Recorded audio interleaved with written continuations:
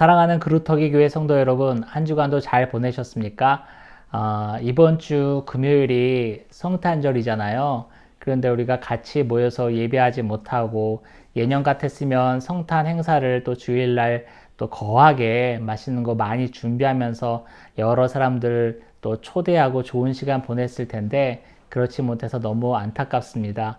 함께 모여서 성탄 행사하고 또 게임하고 선물 또 교환하고 그런 시간이 있었는데 그게 언제인지 아득하게 느껴지네요. 여러분 더 힘내시고 개인 건강관리에 유의하시기 바라겠습니다. 오늘은요, 창세기 강해 41번째, 41번째 시간이고 유치한 기도라는 제목으로 말씀을 나누겠습니다. 창세기 28장 제가 1절부터 끝절까지 다 아울러서 설교를 하겠지만 오늘 본문은 특별히 창세기 28장 11절부터 13절 제가 석절을 잡아봤어요. 우리가 한 목소리로 같이 한번 읽겠습니다.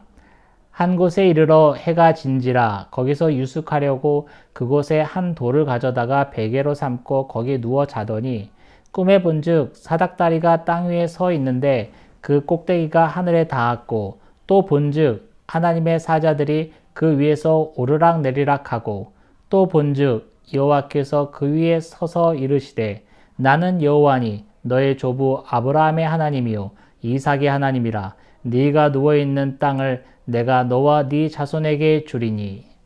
아멘. 여러분 오늘은요 야곱이 그 베델에서 돌베개를 베고 자다가 하나님을 만나는 사건, 아주 유명한 사건이에요.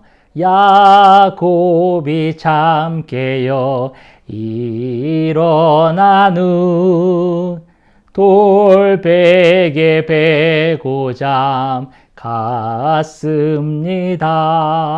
우리 찬양도 있잖아요. 그렇죠? 같이 모여서 예배드렸으면 이 찬송도 함께 불렀을 텐데 참 아쉽습니다. 지난 시간에는요 우리가 야곱이 그 엄마 리브가와 함께 작당을 하여서 연로하여 눈이 먼 아버지 이삭의 눈을 속여서요 형이 받아야 할 축복권을 가로채는 장면을 우리가 살펴보았어요. 그게 27장의 내용이고 오늘은 28장입니다. 오늘 28장을 한번 한 절씩 한번 살펴보겠습니다. 1절 보니까요, 이삭이 야곱을 불러서 축복해요. 축복하고 그 내용 중에 또 어떤 당부의 내용이 있는데 뭐냐면 가나안 사람의 딸 중에서 아내를 택하지 말고 밧닷 아람으로 내려가서 외조부 부두엘의 집에 가서 외삼촌 라반의 딸 중에 아내를 맞이하라 하면서 그 야곱에게 당부를 합니다. 외삼촌 라반의 집에 가서 아내를 구하라 이렇게 하는 거예요. 그런데 외삼촌 라반의 집에서 아내를 구한다는 것은 우리가 앞에 아브라함이 이삭을 장가 보낼 때 동네 사람, 가나안 사람에서 딸들을 구하지 않고 자신의 그런 형제가 살고 있던 갈대아 우르 지방까지 그 자신이 믿을 수 있는 종을 보내서 우물가에서 뭐 여자들을 만나거든 뭐 자신에게 목을 축이고 가축에게 목을 축이게 한 여자가 하나님이 보내준 짝이라고 생각하고 내가 그 집에 들어가서 딸을 달라고 하겠습니다. 이런 기도까지 하면서 그 종이요. 그 찾아간 곳이 어디예요? 결국에는 라반의 집이었잖아요. 라반의 동생 리브가를 데려다가 아브라함이 자신의 외아들 이삭에게 이제 장가를 들도록 한 거잖아요. 결국에는 어떻게 된 거죠, 지금? 아버지 이삭도 라반의 집에서 라반의 여동생과 결혼을 했고, 또 야곱, 아들인 야곱도 외삼촌, 이때는 외삼촌이 됐죠. 외삼촌 라반의 집에 가서 그 집에 딸을 데려다가 이제 결혼을 하게 되는 그런 이야기가 펼쳐지는 거예요. 그러니까 어떻게 보면은 야곱은 지금 외사촌 동생, 외사촌하고 결혼을 하는 거예요. 외삼촌의 딸이니까. 근데 이때 당시에는 뭐 그런 일이 아주 흔했습니다. 그 고대 사회뿐만 아니라 세계사적으로 보면은 뭐 1800년대 말까지만 해도 그 유럽의 귀족들은 정말 그 사촌들과 친사촌들과도 결혼을 하고 아주 가까운 인척끼리 결혼한 경우가 되게 많이 있었어요. 그걸 통해서 이제 또 너무 근친간이라 이렇게 유전병이 많이 발생하고 일본 왕족 같은 경우에는 그런 이제 문헌들이 많이 남아있죠. 아무튼 그렇게 결혼하려고 아들을 보냅니다. 아들을 보내고 그 아들을 다시 축복하는데 3절에 나와 있어요. 3절에 보니까 전능하신 하나님이 내게 복을 주시어 내가 생육하고 번성하게 하여 네가 여러 족속을 이루게 하시고 아브라함에게 허락하신 복을 네게 주시되 너와 함께 네 자손에게 주사 하나님이 아브라함에게 주신 땅 곧 네가 거류하는 땅을 네가 차지하게 하시기를 원하노라. 장가갈 섹시를 구하러 떠나보내는 아들 야곱에게 이삭이 축복하는 거예요. 근데 이 축복의 내용이 지금 이제 한 세 가지로 나눌 수 있는데 첫 번째는 뭐냐면 야곱이 생육하고 번성하길 원한다라는 거예요.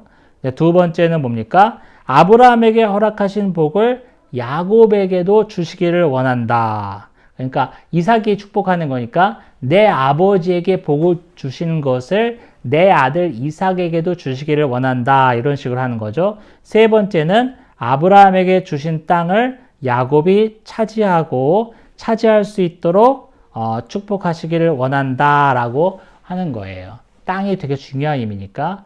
이 축복의 내용은 여러분 많이 들어본 내용이에요. 하나님이 아브라함을 축복하셨을 때의 내용과 많이 비슷합니다. 그리고 또 아브라함이 그 아들 이삭을 축복할 때 내용과 많이 비슷하고 이삭이 그 축복의 내용을 그대로 자신의 아들 야곱에게 전수하는 것을 볼 수 있어요. 아브라함이 받았던 축복이 계속해서 그 가계를 통해서 흘러가고 있음을 알 수 있습니다. 자, 이제 축복도 받았겠다. 이제 야곱은 먼 길을 떠나는 거예요. 수백 킬로미터를 걸어야 되니까 아마 한 달 정도는 걸었을 거예요. 한 달 정도 이상 걸었을지도 몰라. 아무튼 먼 길을 짐을 꾸려서 먹을 거 뭐 잔뜩 싣고 이제 출발을 하는 거죠. 출발을 하는데 여기 6절부터 9절까지인가요? 9절까지에 또 갑자기 중간에 생뚱한 본문이 나오는데 그 본문은 뭐냐면 에서 야곱의 형이죠. 야곱은 지금 장가갈 처자를 구하러 외삼촌 댁 수백 킬로미터 떨어진 외삼촌 댁으로 출발했고 그 사이에 본문은 시선이 에서로 옮겨져서 에서가 장가드는 장면이 나오는데 여기 본문을 보니까요. 6절의 본문을 보니까 에서가 가만히 보니까 아버지가 자기 동생 야곱을 외삼촌네 집 가서 뭐 색시를 얻어오라 이렇게 하는 걸 다 들었단 말이에요. 그러니까 아버지는 가나안 사람하고 결혼하는 것을 좋지 않게 생각하는구나 싶어서 아버지한테 좀 이쁘게 보이고 싶었나? 에서가 또 꾸민 것은 뭐냐면 자기 그 큰아버지 뻘 되는 거죠. 아브라함의 원래 큰아들 이스마엘의 딸을 가져다가 아내로 삼아요. 그러니까 자기 아버지 이삭은 아브라함의 적자지만 사실 두 번째 아들이잖아요. 첫 번째 아들은 누구였어요? 이스마엘이죠. 그러니까 에서의 입장에서는 이스마엘이 큰아버지야. 근데 큰아버지가 큰아버지 9절에 나와 있어요. 이스마엘에게 가서 그 본처들 외에 아브라함의 아들 이삭의 딸이고 느바롯의 누이인 마할랏을 아내로 맞이했다 했어요. 그러니까 이스마엘은 이제 눈에 보이는 대로 아름다운 여인을 취해서 가나안 사람과 장가가지 않고 가나안 사람 그 근방에 있는 사람들 또 이방에 있는 사람들과 장가를 갔다고 앞에 본문에 나와 있잖아요. 그 본처들 말고 또 이스마엘에게는 또 후처들이 있었는데 그 후처가 낳은 딸 중에 마할랏이 있었어요. 마할랏을 아내로 삼았다 이렇게 나와 있어요. 그래서 아무튼 에서는 그래도 큰아버지의 딸이면 믿을 수 있고 아버지가 좋아하겠거니 했지만 웬걸 큰아버지도 이미 이방 여인과 그 지역의 여인과 계속 혼인을 하면서 딸을 낳았기 때문에 그 큰아버지의 딸이라고 해도 그 신앙의 정통성이라든가 또 혈족의 정통성은 찾기가 어려웠던 거죠. 자, 그런 얘기가 펼쳐지면서 이제 오늘 10절로 넘어갑니다. 10절을 가니까 야곱이 이제 브엘세바, 지금 살고 있는 곳이 브엘세바였잖아요. 브엘세바를 떠나 하란을 향하여 가더니 그냥 수백 킬로미터 떨어진 곳을 한 달 넘게 이제 터벅 이제 가는 거예요. 가는 어느 날 11절이네요. 어느 한 곳에 이르러 이제 해가 지니까 잠을 자려고 이제 준비를 하는 거예요. 해가 지니까 잠을 자려고 준비하니까 잠을 자려니까 뭐가 필요해요? 베개가 있어야 되잖아요. 그래서 베개거리가 어디나 살펴보니까 바로 옆에 이제 베개할 만한 돌멩이가 하나 있는 거예요. 그래서 그 돌멩이를 가져다가 이제 베고 잠을 잡니다. 잠을 자는데 야곱이 꿈을 꿔요. 꿈을 꾼 얘기가 바로 12절부터 나와 있어요. 12절부터 나와 있는데 꿈에 본즉 12절입니다. 사닥다리가 땅 위에 서 있는데 그 꼭대기가 하늘에 닿았고 또 본즉 하나님의 사자들이 그 위에 오르락내리락 하고 꿈에서 이제 뭔가를 봤는데 사닥다리가 높게 있는 거예요. 뭐 제크와 콩나물도 아니고 그 땅에서부터 하늘 끝까지 이어진 사닥다리가 있는데 그 사닥다리 끝이 하늘에 닿았는데 뭐 끝도 안 보이는 거야. 막 구름 속에 가려 있고 막 이런 한참 올라가는 사닥다리가 서 있고 그 사닥다리에 하나님의 사자들이 오르락 내리락 한다. 이런 모습을 봤다고 이제 오늘 본문에 써 있는데요. 여기서 사닥다리라는 표현이 여러분 이 히브리서는요. 히브리 말로는 여기가 그 술람이라는 단어가 쓰였어요. 성경을 통해서 이 술람이라는 단어가 쓰인 것이 이곳이 유일하다고 합니다. 근데 이 술람이라는 단어는요, 히브리어를 보면은 사실 계단, 경사로 이런 의미를 갖고 있어요. 사다리라는 것보다는. 그래서 이 단어의 용례를 보니까, 메소포타미아 지방에는 지구라트라는 신전이 있어요.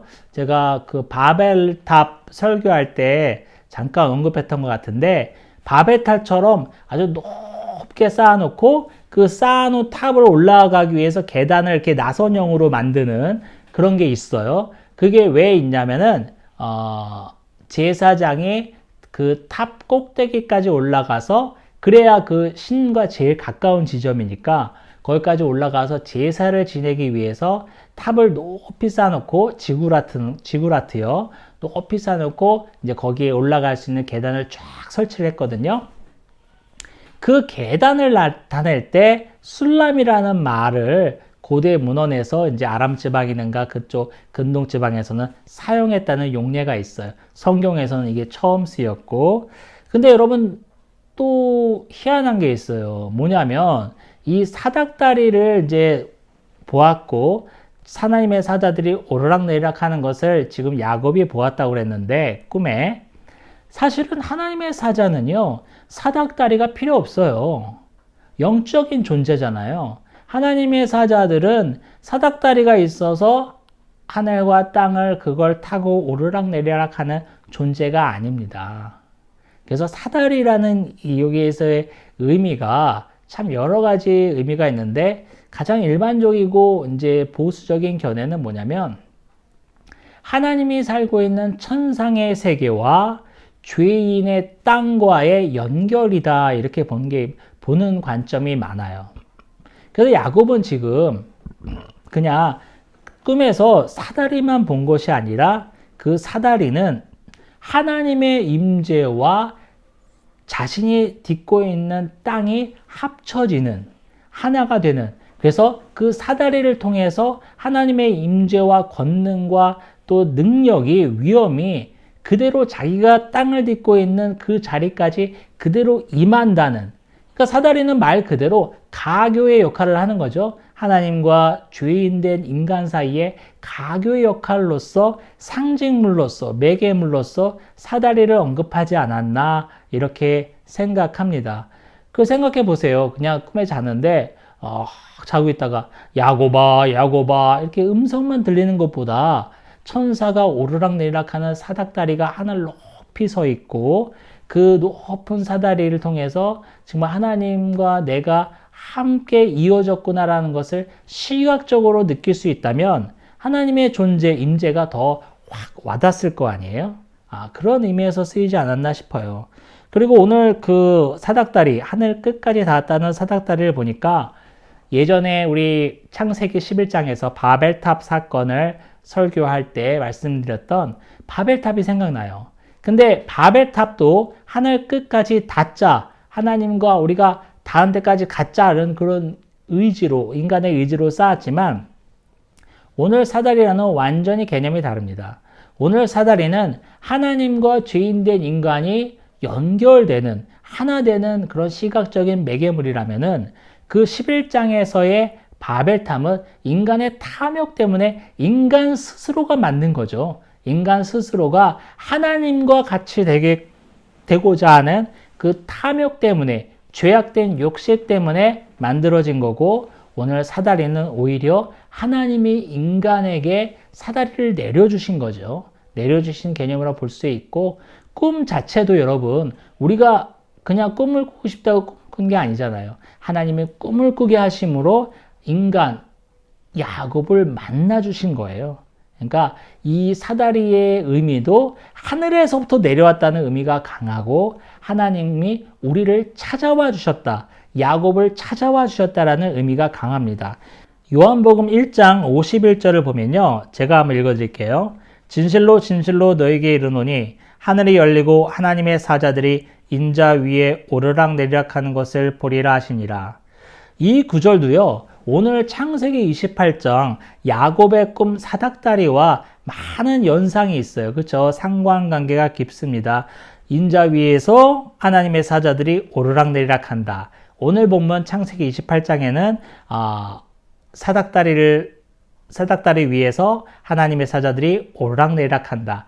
같은 이미지가 연상되고 있는데, 이것은 뭐예요?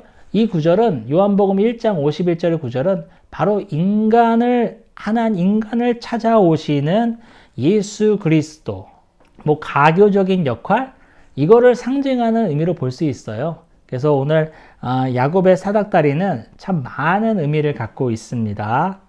그래서 이제 야곱이 그런 꿈을 꿨는데, 꿈의 내용 중에 하나님이 또 축복하시는 내용이 있어요. 축복하시는 내용을 한번 제가 살펴보도록 하겠습니다.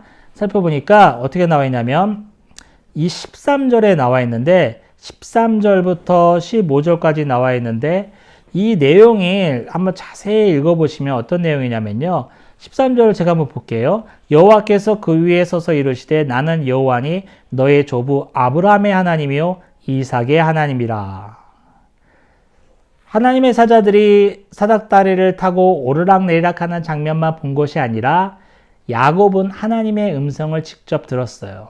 그래서 하나님이 나타나시면서 자신을 야곱에게 소개할 때 그냥 소개하지 아니하고 어떻게 소개했죠? 너의 조부 아브라함의 하나님이요 이삭의 하나님이다 라고 소개를 합니다. 야곱은 할아버지인 아브라함을 잘 알고 있었어요. 이삭을 통해서, 아버지를 통해서 많은 이야기를 들었고, 우리가 지지난 시간인가요? 본문에 살펴보았지만, 아브라함은요, 그 연대기 쪽으로 나이를 살펴봤을 때, 이삭이 40세에 쌍둥이 아들을 낳았잖아요. 쌍둥이 아들이 한참 자란 후까지, 아브라함은 살아있었음을 우리가 알 수 있었어요. 그러니까 할아버지와 많은 교류가 있었을 거예요. 그래서 자라면서 아버지를 통해서 할아버지 아브라함에 대한 이야기를 많이 들었고, 그 다음에 또 쌍둥이 형 에서와 함께 자라면서 할아버지를 직접 보고 할아버지와 많은 교류가 있었을 거예요. 그 할아버지의 이름을 하나님께서 특별히 언급하시면서 너의 조부 아브라함의 하나님이다 라고 하는 거예요. 더 나아가 너의 아버지가 되겠죠? 이삭의 하나님이다. 야곱은 어렸을 때부터 자라면서 아버지 이삭이 때마다 하나님께 제사하고 예배하는 모습을 많이 봤을 겁니다. 왜냐하면 이삭도 그의 아버지 아브라함이 그러했던 것들을 보고 자랐기 때문에 그대로 제사를 지내며 많은 예배를 드렸을 거예요.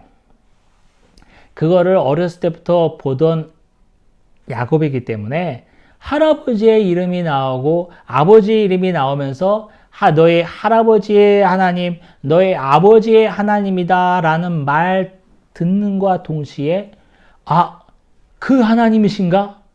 할아버지가 그토록 평생을 섬겼던 그 할아버지, 하나님, 아브라함, 하나님, 할아버지와 함께 하면서 모든 것을 이겨내게 해주셨던 그 할아버지를 만들었던 그 하나님인가?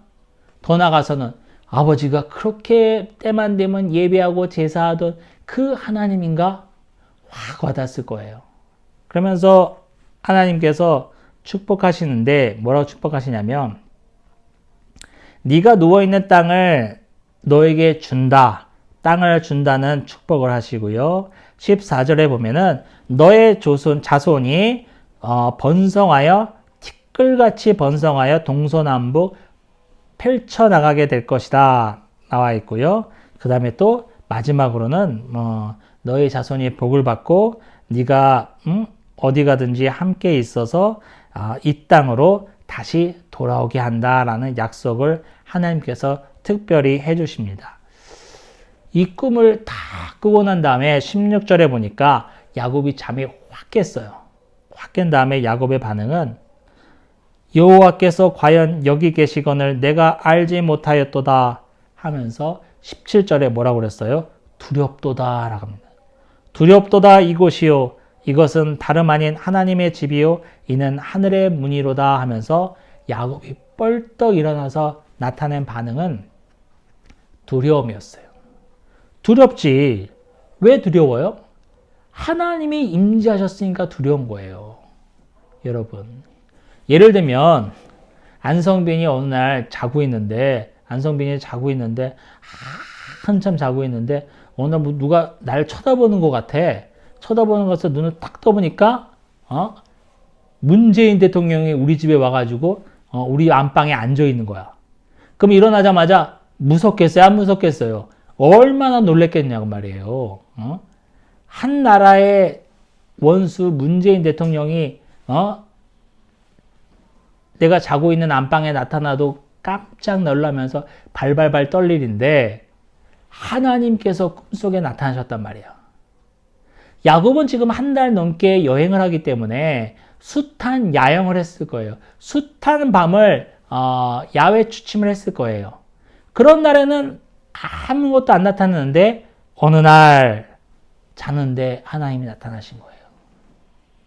할아버지 아브라함이 그토록 섬겼던 하나님, 아버지인 이삭이 그토록 섬겼던 하나님이 정말 내 꿈에 나타나셔서 나에게 선명하게 말씀하신 거예요. 두려움에 휩싸였습니다. 그리고 어찌할 바를 몰랐습니다. 일어나서 그래가지고 18절에 보니까 아침에 일찍 일어나 베개로 삼았던 돌을 세우고 그 돌 위에 기름을 붓습니다. 그 자리에서 예배하는 거죠. 그 자리에서 하나님께 경배를 올리는 겁니다. 하나님이 나와 만나 주셨구나. 여기는 내가 그냥 밤이 되어서 그냥 누워서 자려고 했던데 아니다. 여기는 그냥 이 땅바닥이 아니라 하나님의 집이구나. 하나님의 임재가 온전히 임한 하나님의 집이구나 하면서 이름을 뭐라고 지었다고 했죠? 베델. 17절에 나와 있죠. 베델은 하나님의 집이란 뜻입니다. 그래서 베델 교회라는 이름이 엄청 많잖아요. 19절에도 나와 있습니다. 그래서 베델이라는 이름을 짓고 이 성의 이름을 옛 이름은 루스였다 나와 있어요. 자, 하나님을 만나고 하나님께 그 축복을 받고 하나님을 만난 것을 기념하여서 자고 베던 돌을 세워서 예배를 하고 또 베델 하나님의 집이다 이름을 붙이는 건 좋았어요. 그리고 20절에 보니까 야곱이 이제 그 하나님을 만난 후 또 예배를 드린 후 제사를 드린 후 서원을 하는데 이 서원의 내용, 기도의 내용을 우리가 한번 유심히 봐야 되겠어요. 유심히 봐야 되는데 이 기도의 내용이 어떤 형식이냐면요. 제가 한번 읽어볼게요. 20절에 나와 있는데요.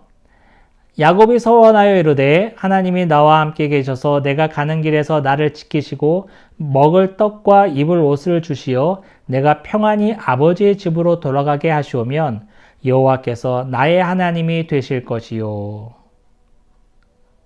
뭔 내용이죠? 자, 하나님을 직접 만나 음성을 듣고 축복을 받고 또 그곳을 기념하기 위해서 또 돌을 쌓고 거기에 기름을 부어서 제사 드리는 것까지는 좋았는데 그 다음에 야곱이 기도하는 내용이 참 웃겨요. 뭐냐면 하나님이 나와 함께 계셔서 내가 가는 길에서 나를 지켜주시고 먹을 떡과 입을 옷을 주셔서 내가 평안히 아버지의 집으로 돌아오게 하신다면 내가 먼 길 수백 킬로미터를 갔다 오는데 그때 하나님이 먹을 것도 주시고 입을 옷도 주셔서 평안히 잘 갔다가 아내감을 데리고 아버지의 집에 도착할 수 있도록 해 주신다면 뭐라고 나오는 거예요? 21절에 여호와께서 나의 하나님이 되실 것이요 라고 합니다. 이 문장은요 여러분 조건문이에요. 뭐냐면 하나님이 뭐뭐뭐 해주시면 하나님은 나의 하나님이 되실 것입니다 라는 거예요. 그래서 오늘 제목이 유치한 기도예요.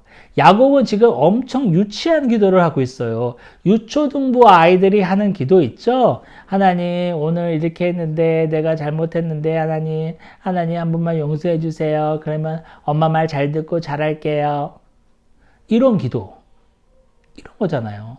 하나님이 뭐뭐 해주신다면 내가 이렇게 할게요. 하나님이 뭐뭐 해주신다면 감사하겠습니다. 이런 유초등부들이 하는 기도를 지금 야곱이 하고 있다는 거에 우리가 초점을 맞추고 싶어요. 그리고 이제 더 나가서 22절에 볼게요. 마지막 절입니다. 내가 기둥으로 세운 이 돌이 하나님의 집이 될 것이요. 하나님께서 내게 주신 모든 것의 10분의 1을 내가 반드시 하나님께 드리겠나이다 하였더라. 마지막 절은 내가 평안히 갔다가 외삼촌네 집에 갔다가 색식감을 얻어서 돌아오는 길에 얻은 것이 있다면 그 10분의 1을 하나님께 드리겠습니다 라고 28절이 8장이 마무리됩니다. 이 마지막 절은 11조가 언급된 두 번째 본문이에요. 멜기세덱을 만날 때, 아브라함이 멜기세덱을 만날 때 그때 한번 첫 번째로 언급되었고 오늘 또 두 번째로 언급되었죠. 여러분 오늘 본문은 이게 다예요. 야곱의 기도는 참 유치한 거예요. 하나님 뭐뭐뭐 해주시면 당신은 나의 하나님이 되겠습니다. 내가 하나님을 이렇게 섬기겠습니다. 이런 기도. 우리에게 많이 나오는 기도잖아요. 하나님 내 이번만 해주시면 하나님 내 이렇게 할게요. 하나님 내 이번만 어떻게 해주시면 이렇게 할게요. 얼마나 많이 합니까? 참 유치한 기도예요. 하나님이 나의 기도를 들어주셔야 하나님이 되시는 겁니까? 아니죠. 하나님은 나의 기도를 들어주시지 않으셔도 하나님이십니다.